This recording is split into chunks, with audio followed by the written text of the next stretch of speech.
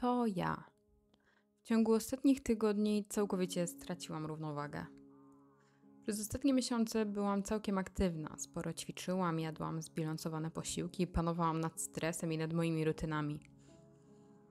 Ale w którymś momencie moje życie zostało zdominowane przez scrollowanie Instagrama, późne chodzenie spać, jedzenie coraz większej ilości słodyczy. To były tylko 2 tygodnie urlopu od mojej pracy. Byłam na 2 wyjazdach, nie mogąc wykonywać mojej codziennej rutyny. Nie mogłam medytować, planować posiłków, nie piłam wystarczająco. Nie mogłam robić treningów, zdrowo jeść, ani czytać. I w pewnym momencie zauważyłam, że z każdym dniem tracę motywację do treningów, potrzebuję coraz więcej cukru, drzemek w ciągu dnia, a moja skóra stała się szara, pojawił się trądzik i moje postrzeganie samej siebie bardzo się pogorszyło.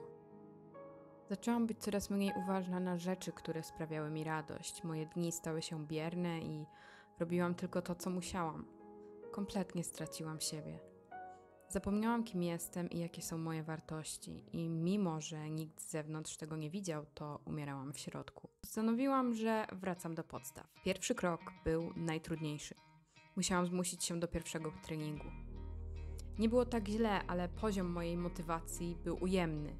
Mój system utrzymywania zdrowych nawyków przestał działać. Musiałam więc znaleźć sposób na to, aby do niego wrócić. Zaczęłam więcej chodzić, bo chodzenie jest dla mnie terapią.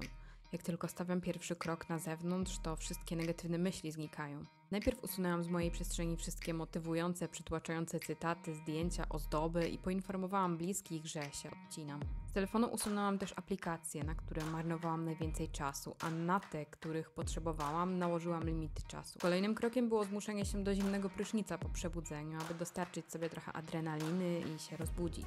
Zaczęłam się zmuszać do czytania, minimum 20 stron dziennie. I niestety zmuszać to odpowiednie słowo, aby określić to, jak wygląda budowanie zdrowych nawyków od zera, nawet po krótkiej przerwie od nich. Wróciłam do regularnych medytacji i ćwiczeń oddechowych. Piłam więcej wody w ciągu dnia i jadłam zbilansowane w pełni posiłki, starając się zachować uważność. W końcu wróciłam do pracy, zaczęłam wstawać o 5 rano, co pozwoliło mi na zachowanie porządku dnia i planowanie innych aktywności. Oprócz treningów wdrożyłam też poranne bieganie, aby aktywniej zaczynać dzień. Powoli wracam do mojej rutyny. Mimo że pierwsze kroki były niesamowicie trudne, to się nie poddaję. Uwielbiam moje spokojne, zrównoważone życie. Mam wtedy pod kontrolą mój czas, zdrowie i samopoczucie.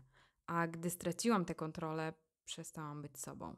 Teraz nadszedł czas na to, aby udowodnić sobie, że potrafię pokonać najtrudniejszą przeszkodę w moim życiu, czyli zbudować mój system samodyscypliny od nowa.